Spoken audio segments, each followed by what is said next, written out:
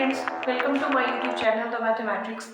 आज हम पढ़ेंगे rationalization, about rationalization and what is rationalizing factor. किस तरह से हम रैशनलाइजिंग फैक्टर निकालते हैं और क्या होती है रैशनलाइजेशन। सो रैशनलाइजेशन बेसिकली क्या है? When two surds are multiplied together such that their product is a rational number. दो सर्ड्स को जब हम मल्टीप्लाई करें और उनका जो प्रोडक्ट है that should be a rational number. The two surds are, तब वो जो दो सर्ड्स जिनको मल्टीप्लाई किया है they are called rationalizing factor of each other. ठीक है, एग्जाम्पल मैं ले रही हूँ। फॉर एग्जाम्पल इसे एक्सप्लेन कर रहे हैं। मैंने ले लिया 5√2 इंटू 3√2। अब ये भी सर्ड है और ये भी सर्ड है। When two surds are multiplied together, then they will give a rational number. इसे हम लिखेंगे 5 3 ये वाला इससे मल्टीप्लाई हो जाएगा, ये 15 हो जाएगा इंटू √2 जो होता है वो होता है 2 and which is equal to 30। तो जब दो सर्ड्स को मल्टीप्लाई करें और वो रैशनल नंबर आए, ठीक है, ये रैशनल नंबर है, तो ये जो दो सर्ड्स हैं ये rationalising factor of each other होते हैं। तो इसे हम लिख सकते हैं कि 5√2 is rationalizing factor of 3√2 and vice versa. इसका मतलब क्या है? एंड वाइस वर्सा, इसका मतलब है कि 3√2 is also rationalising factor of 5√2। दो सर्ड्स को मल्टीप्लाई करें और उनकी मल्टीप्लिकेशन रैशनल नंबर आए तो वो दोनों सर्ड्स जो होते हैं वो rationalizing factor of each other होते हैं। This is known as rationalizing factor. इस तरह से हम रैशनलाइजिंग फैक्टर निकालेंगे। ओके, दूसरा मैंने यहाँ कहा है the process of rationalizing a surd by multiplying it with rationalizing factor is known as rationalization. क्या कहा कि अगर मेरे पास 3√2 कोई सर्ड है, ठीक है, और इसे हमने मल्टीप्लाई किया है एक रैशनलाइजिंग फैक्टर से। बेसिकली मुझे यहाँ चाहिए क्या था? रैशनल नंबर चाहिए था। रैशनल नंबर तब मेरे पास ऑब्टेन होगा जो इसका मिनिमम रैशनलाइजिंग फैक्टर होगा, जो रूट के अंदर टर्म होगी उसी से अगर हम इसे फिर से मल्टीप्लाई करें और ये हमें एक रैशनल नंबर दे, तो ये मेरे पास आ रहा है 3 इंटू √2 हो जाता है 2 विच इज इक्वल टू 6। क्या कहा? जब हम किसी सर्ड को रैशनलाइजिंग फैक्टर से मल्टीप्लाई करें और वो हमें रैशनल नंबर दे, तो ये जो प्रोसेस है this process is known as rationalization. Okay, example, हमने रैशनल कभी भी एक और इस चीज के साथ क्या करना है। फॉर एग्जाम्पल 1/√3 है। 1/√3 में जो डिनोमिनेटर में हम कभी भी अंडर रूट नहीं रहने देते हैं, जो डिनोमिनेटर में अंडर रूट टर्म होगी उसको हम कहेंगे रैशनलाइजिंग फैक्टर है। ये √3 को मैंने इसी को मैंने 1/√3 को जो डिनोमिनेटर था उसी से मल्टीप्लाई और उसी नंबर से मैंने डिवाइड कर दिया, तो ये मेरे पास बना न्यूमिनेटर में दिस इज √3/3√3 क्या होता है मेरे पास 3। सो दिस इज द वे, ये मेरे पास एक रैशनल नंबर आ गया। ये है process, this process is known as rationalization. Okay, एक और चीज, जब भी हम फॉर एग्जांपल 5 + √3 है, इसका मुझे रैशनलाइजिंग फैक्टर ढूंढना है, तो क्या करेंगे हम? नंबर्स एज इट इज ही रहने देंगे। अगर यहाँ प्लस है तो यहाँ माइनस लगा देंगे और अगर यहाँ माइनस है तो प्लस लगा देंगे। जैसे मैंने ले लिया 7, एक नेगेटिव का ले लेते हैं, 7 - √5 है, इसका रैशनलाइजिंग फैक्टर निकालना है तो वो बन जाएगा number same plus sign change. तो इसका रैशनलाइजिंग फैक्टर है ये, ठीक है, number same but sign change. मैंने आपको ये बताया कि 1/√3 में जो डिनोमिनेटर में होता है उसी से मल्टीप्लाई उसी से डिवाइड करते हैं, तो ये प्रोसेस जो है वो रैशनलाइजेशन है। हमें क्या करना है, जब हमारे पास प्लस माइनस में है, मुझे रैशनलाइजिंग फैक्टर निकालना है, तो मैंने नंबर सेम रखे बट साइन चेंज करके जो नंबर लाए दैट इज रैशनलाइजिंग फैक्टर। तो चलिए स्टार्ट करते हैं एक्सरसाइज 1C का question number 2। The question is right the lowest rationalising factor of, first part is 5√2। तो 5√2 का रैशनलाइजिंग फैक्टर ढूंढना है हमें। हम क्या करेंगे, रैशनलाइजिंग फैक्टर कैसे ढूंढते हैं, मैंने पहले भी कहा कि जब हम किसी सर्ड को किसी दूसरे सर्ड से किसी ऐसे दूसरे सर्ड को सर्ड से मल्टीप्लाई करें ताकि हमारे पास यहाँ एक रैशनल नंबर आए। फॉर एग्जाम्पल ये आ जाएगा 5 × 2 that is 10 and 10 is rational number. तो ये जो हमारे पास दूसरा नंबर हमने लगाया है इसके साथ, ये रैशनलाइजिंग फैक्टर होगा। तो बोलने का मतलब है कि मेरे पास यहाँ पे है 5√2, मैं इसे किस नंबर से मल्टीप्लाई करूं, किस दूसरे सर्ड से मल्टीप्लाई करूं ताकि वो मुझे क्या दे, एक rational number they.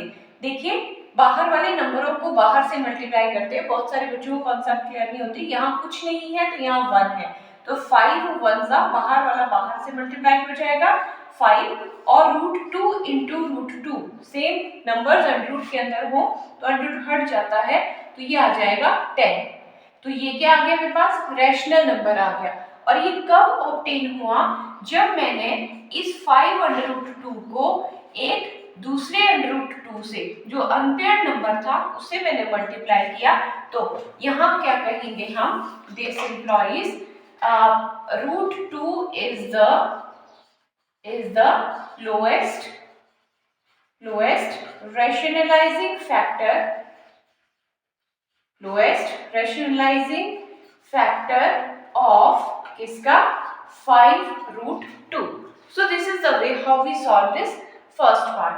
coming to its second part है मेरे पास, देखिए the second one is, the question is 20√24 √24। the second part is √24।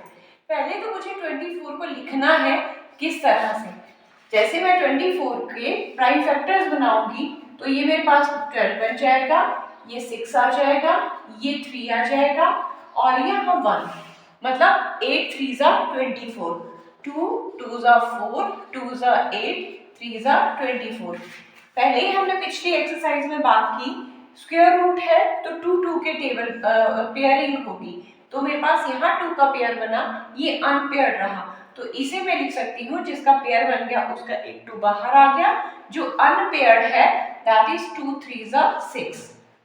ठीक है, अब मैं इस 2√24 को मैंने ऐसे लिखा, किस तरह से, that is 2√6।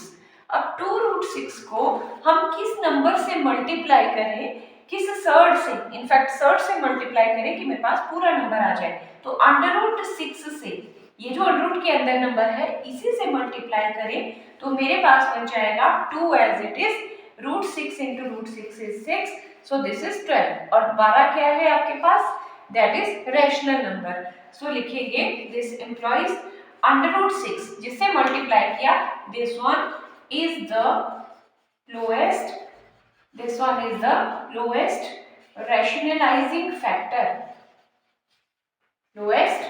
rationalizing factor of √24। so this is the way how we solve this question। Simple से है, हमें रैशनलाइजिंग फैक्टर निकाल रहे हैं हम, ठीक है। तो क्या जो भी हमारे पास नंबर अनपेयर्ड रह जाएगा उसी नंबर से, लीस्ट नंबर से हम उस नंबर से मल्टीप्लाई करके, बेसिकली होता कब है, जब हमारे पास रैशनल नंबर आ जाए उसे हम कहेंगे दैट, जो जिस नंबर से मल्टीप्लाई किया है that will become the rationalising factor. Coming to its third part, वो देखिएगा किस तरह से करेंगे हम। The third part of this question is that is 5√5, the third part is √5 - 3। अभी मैंने आपको इंट्रोडक्शन में बताया कि जब भी मेरे पास ऐसा नंबर है, इस नंबर का रैशनलाइजिंग फैक्टर निकालना है, तो यहाँ हम कहेंगे rationalizing factor factor of root 5 minus 3 is, क्या करेंगे, नंबर हम एज इट इज ही लिख लेंगे, ठीक है, नंबर एज इट इज, यहाँ पे 3, लेकिन साइन अगर प्लस है तो क्या बन जाएगा, माइनस। रीजन क्या है, देखिए ये है मेरे पास रूट 5 माइनस 3 था, इसे हम किससे मल्टीप्लाई करें, इसे मैं कर रही हूँ same number but change sign. ये मेरे पास एक आइडेंटिटी बन रही है a माइनस बी, कौन सी, a minus b into a plus b की, ठीक है, और ये होती है मेरे पास a square minus b square. तो यहाँ देखें a क्या है रूट 5, b क्या है रूट 3, a है रूट 5 और b है मेरे पास 3। तो a स्क्वायर का मतलब क्या है, that is root 5 whole square a square, ठीक है, minus b square that is 3 square. So this will be equals to 5 minus 9 is equal to minus 4, और ये भी क्या है, रैशनल नंबर। तो जब हम दो सर्ड्स को मल्टीप्लाई करें और रैशनल नंबर मेरे पास आए, then they both are rationalizing factor of each other, यही थी डेफिनेशन। तो मुझे कभी भी किसी भी नंबर का लोएस्ट रैशनलाइजिंग फैक्टर निकालना है, अगर नंबर इस फॉर्मेट में है तो जस्ट मैं नंबर सेम रखूंगी और साइन चेंज करूंगी। सो मैंने कहा था therefore root 5 plus 3 is the rationalizing factor of root 5 minus 3. So this is the way how we solve this type of question. So coming to its next part, that is question number part 4. The fourth part is, this is also very easy, that is 7 minus root 7. Again बहुत आसान है ये भी, 7 minus root 7 same format है as third part की तरह, यहाँ पे हम डायरेक्ट ही लिख देंगे। दिस इम्प्लाइज क्या करेंगे, साइन चेंज और number same is the rationalizing factor of 7 minus root 7। Reason आपको बताया मैंने, आप आइडेंटिटी लगा के इसे बता सकते हैं, ठीक है, जैसे हमने पीछे किया। नेक्स्ट है मेरे पास फिफ्थ पार्ट इज, क्योंकि हमें बताया है राइट द लोएस्ट, हमें सिर्फ मेंशन करना है। The fifth one is under root 18 minus under root 50, ठीक है, under root 18 minus under root 50। तो देखिए इससे पहले मैं अंडर रूट 18 को ओपन करती हूँ, मेरे पास अंडर रूट 18 को मैं लिख सकती हूँ, जिन बच्चों को नहीं आता है वो ऐसे भी निकाल सकते हैं, क्योंकि सिंपल नंबर है तो डायरेक्ट कर सकते हैं। 3 3 9 2 18, ठीक है, 18 को कैसे लिख सकते हैं, 3 3 9 2 18 माइनस रूट 50 को मैं लिख रही हूँ 5 5 25 इंटू 2 दैट इज 50। सो देखिए क्योंकि स्क्वेयरिंग है, स्क्वेयर रूट है, तो हम 2 2 के पेयर ही बनाएंगे। तो मेरे पास इस पेयर से आया 3, ये अनपेयर्ड है तो इसे मैंने अंडर रूट के अंदर रख लिया, माइनस इस पेयर से मेरे पास 5 आउटसाइड आ गया, अनपेयर्ड रहा मेरे पास रूट 2। सो इसे मैं लिख सकती हूँ, this can be written as 3 minus 5। याद रखना जब भी हमारे पास इस तरह के नंबर हो, वहां पे अगर अंडर रूट के अंदर सेम नंबर हो, जैसे अंडर रूट 2 है, ओनली इन दैट केस हम ऐड या सब्ट्रैक्ट कर सकते हैं नंबर्स को। मैंने क्या करना है, मैंने बाहर वालों को अलग से प्लस या माइनस करना है। -5 + 3 इज -2, ठीक है, और under root 2 as it is रहा, ठीक है। सो ये मेरे पास एक नंबर रहा -2 अंडर रूट 2।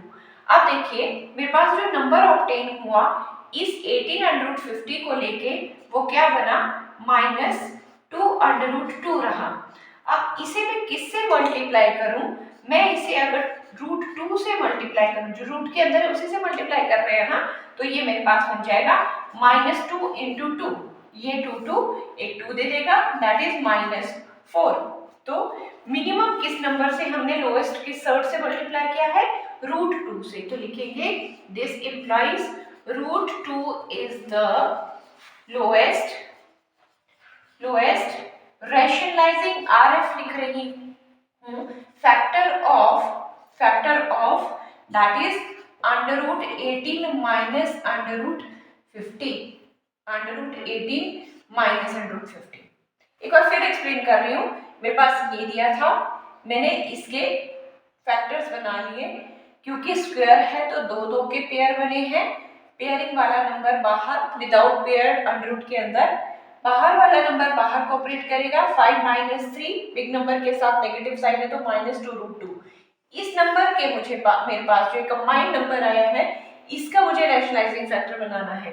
तो है क्या, बेसिकली जो नंबर अंडर के अंदर होता है उसी को रिपीट करते हैं मल्टीप्लिकेशन में, तो √2 से जब हम मल्टीप्लाई करेंगे तो हमें रैशनल नंबर मिलेगा। सो हम कहेंगे this √2 is the lowest rationalising factor of this given number. So this is the way how we solve this type of question. Coming to part 6, मेरे पास जो 6th पार्ट है उसे देखिए जरा किस तरह से करना है हमने। Part 6 number is this one is √5 minus √2। बहुत सिंपल है, कुछ नहीं है, नंबर सेम रखें और साइन चेंज कर दें, दैट्स इट। ठीक है, this one is the rationalising factor of √5 minus √2। ठीक है, एक्सप्लेन करना होगा तो आप खुद करेंगे, ये मैं आपके लिए छोड़ रही हूँ। दैट इज √5 प्लस √2 को मल्टीप्लाई करेंगे, यहाँ आप आइडेंटिटी यूज कर लेंगे, a square minus b square की रेस्ट इज फॉर यू। आप चेक कर सकते हैं, अदरवाइज आपको डायरेक्ट एमसीक्यू में ये क्वेश्चन आता है तो आप इसका रैशनलाइजिंग फैक्टर जो है वो इमीडिएट निकाल सकते हैं। ठीक है, next coming to next part, that one is 7th part, और 7th है मेरे पास, this one is √30 plus 3। Again the process is simple, क्या करेंगे, √30 minus 3 is the rationalising factor of किसका, √30 प्लस 3 का, दैट्स इट। ठीक है, this is 7th part. Coming to 8th part, 15 minus 3 √2, this is 15 minus 3 √2। क्या करें इसे, या तो इसे डायरेक्ट लिख ले, either this can be written as 15 plus 3 √2, और कैसे कर सकते हैं, ये भी ठीक है इसका प्रोसेस, नंबर सेम रखें और क्या होगा, 15 माइनस, आइदर वे दोनों ही तरीके ठीक हैं। आप यहाँ 3 कॉमन ले सकते हैं, 3 कॉमन लिया, आपके पास यहाँ बचा 3 5 15 माइनस √2, लिख सकते हैं ना।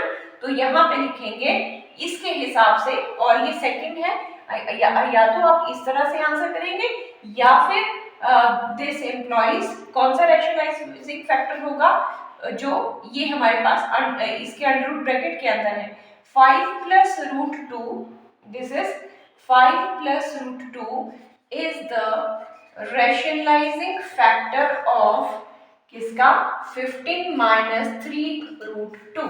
या तो ऐसे करिए या फिर डायरेक्ट मेंशन कर सकते हैं, तो इस केस में आप लिखेंगे that is 15 plus 3 √2 is the rationalizing factor of 15 minus 3 √2। दोनों में से आप कोई भी वे अडॉप्ट कर सकते हैं। So see the 9th part of this question number 2, और वो है आपके पास the 9th part of question number 2 is, ये हमें कहा है 9th part is 3 √2 plus 2 √3, 3 √2 plus 2 √3। देखिए यहाँ √2 है, यहाँ √3 है, डिफरेंट नंबर्स हैं। जब भी डिफरेंट नंबर्स हो अंडर रूट के अंदर तो हम ना तो उन्हें प्लस करते हैं ना तो हम उन्हें माइनस करते हैं। तो इसका रैशनलाइजिंग फैक्टर क्या बनेगा, rationalizing factor of 3 √2 plus 2 √3 is very simple, 3 √2 just sign change करेंगे, प्लस का माइनस बना देंगे। Rationalizing factor of this is this one. So this is the answer. So this is the way how we solve question number 2.